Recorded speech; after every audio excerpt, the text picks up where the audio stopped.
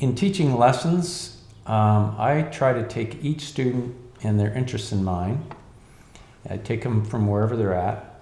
Many of them are just beginners. Some are much more advanced. And then I will design a training program that will help them meet their goals. So one of the things I really need to know is, all right, what level are you at? And many times when they first start out, I'll do a free lesson to just kind of get an assessment of what they know. Then I'll listen to, well, what are the goals this person has in mind? Do they want to be a better drummer in a 6th grade band, or are they actually trying to move towards college, maybe want a scholarship? So there's just a wide variety of.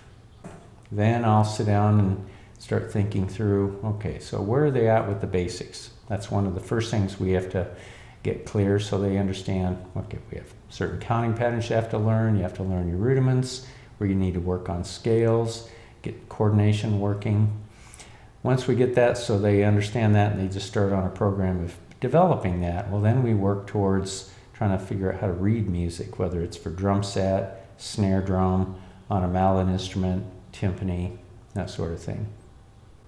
Usually around that time then I find that their interests will start focusing on a performing group. So if they want to be in their school band at a higher level in a certain position, that'll create a lot more motivation for practice. The audition thing usually triggers a lot more practice. So then they'll start seeing the relationship between all those patterns that we started working on, and we just keep trying to maintain and getting them better, and how fast they can process music and get it so it's playable.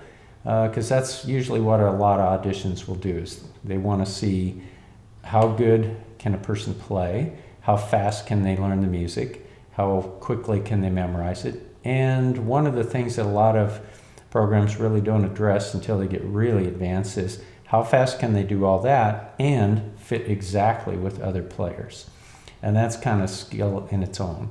So when I do like group lessons, that's one of the things we really focus on is, okay, well, you're really good at playing this solo, but now when you put it with 3 others, that's kind of like what you'd be doing in your normal playing situation. Well, that's a whole different thing, because now it's not, can you do all this stuff? They just assume you can.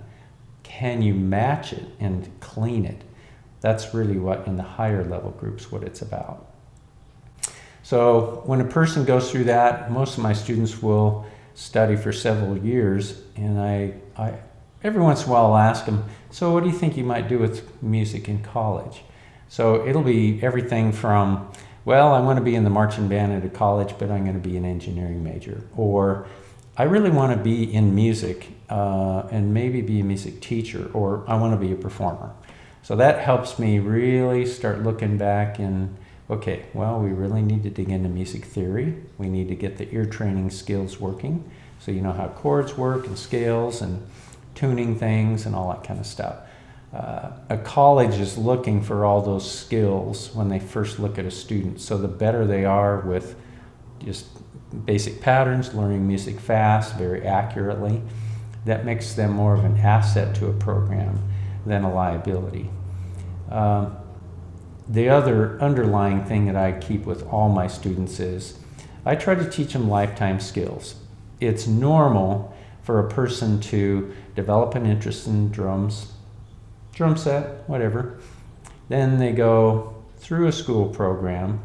They'll get into college. Some will do some music, some won't do any music, some will do a lot of music. There usually comes a time when they get out of college, well, now we have to get a job, might get married, develop a family.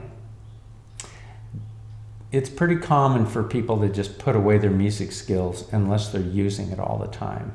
And sometimes for many, many years.